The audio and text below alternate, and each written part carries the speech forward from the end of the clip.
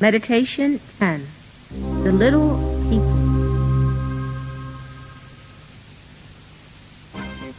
There I was, a single soul, relishing the unlimited sensual gratification in the heavenly planets.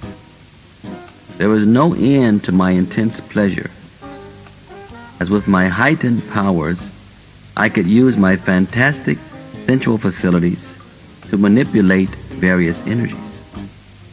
I delighted in the power of manifestation. What more to life could there be than the continuous enjoyment of such abilities? Just like the drug addict who enjoys the drug while simultaneously looking for more. One day, a humble saint came into my presence. After properly respecting him, I asked his purpose. To my amazement, he said, "I have come to do something for you." I laughed, replying, "What can you do for me? I have everything I need, and what I don't have, I can create." He looked at me with a penetration that went deep into my heart and sought out my deepest desire. "You want power? More power? Maximum power?" he said. I responded with a loud yes. "Come with me. I can connect you with maximum power." He then took my hand. We began to travel through the air and space like cosmic travelers. We reached the earth. As we entered the atmosphere, he disappeared. I tried to use my power to bring him back, but I failed. Then I tried to invoke the proper energies to project myself back to the higher realms, but I was unable to do so. I then heard his voice say, "Prepare to learn many things, my child." I found myself going into a trance. When I gained consciousness, I was surrounded by little people. As they approached me, some asked me to tell them how to get power, while others asked more directly that I empower them. I thought that I could be rid of these little people by quickly fulfilling their meager desires. I wanted to return to my own extraordinary activities. I tried to invoke the energies I usually manipulate, but to my surprise, I found myself totally powerless. I quickly dismissed those little people, only to find them replaced by others. Each day I sent thousands away, and daily thousands returned, carrying their requests like heavy burdens. I had not the power to grant their request. I hadn't even the power to empower them. But still, they came. Even in my dreams, the demands never stopped. All the things they were asking for were trivial and insignificant. But they were convinced that once their demands were fulfilled, they would finally be happy.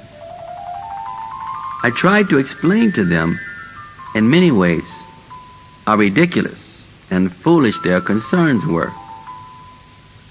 Sometimes they would agree with me, thinking to flatter me and win my approval that way. Thus, having won me to their side, I would grant their request. I tried in so many cases to show them that what they were asking for, they already had. Some I tried to show how to learn from the lessons of others and how power ultimately destroys. Still with others, I tried to steer them away from the pursuits of power as a fashionable friend, and point out to them how all-encompassing lust is, to no avail. This situation dragged on for lifetimes. I grew tired of this activity and wondered when it was ever going to cease. As if in answer to my thoughts, the saint that brought me to this hellish place appeared. He explained how he had arranged to send all these people to me in order for me to see my own faults, my crazy desires, and my intoxication with power. I begged him to release me from this planet, but he was not convinced I had given up my old mindset. Then he said, "My son, this is false ego. When you have fully learned your lesson, not only will I free you from this hell, but I will take you far beyond the hell you were previously attached to. We have been watching you for a long time. Your illusions, your attachments to your previous environment have rendered you useless. You have even become a disturbance to the universal order of things.